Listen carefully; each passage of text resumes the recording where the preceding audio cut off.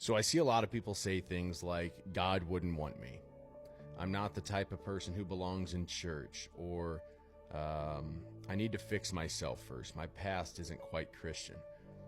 Look, I used to think the same way, because in my head, I had painted a picture of what a Christian was supposed to be, like well-mannered or well-dressed, extremely proper, always calm, or even just always saying the right things.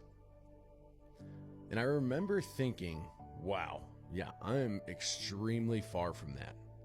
But then I heard a sermon about a man named Elijah, and that completely tore that picture that I had in my mind apart. You know, Elijah, he wore camel fur. It's not exactly picture perfect. And scripture talks about Elijah, how he got so overwhelmed, so depressed, that he literally asked God to take his life. And that shocked me, especially after all the things that I heard about Elijah, because he wasn't some weak guy.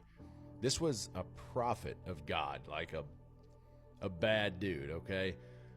And look, it hit me, because my idea of what a real Christian looks like, it was never God's idea to begin with. And Elijah's not the only one. You think of David, a man after God's own heart. He committed murder and adultery. Yeah, this is the same David from the kids movie that came out. David wasn't perfect either. Paul, the one who wrote a huge part of the New Testament, he used to hunt Christians. I'm not talking like just play hide and seek and go find him. He murdered Christians. Romans chapter 5, verse 8, it tells us that while we were still sinners, Christ died for us. You heard that? Still sinners. That's when I realized something about myself. You know, I wasn't staying away from God because I was broken. I was staying away because I thought that I needed to be perfect. I thought I needed to be someone that I wasn't.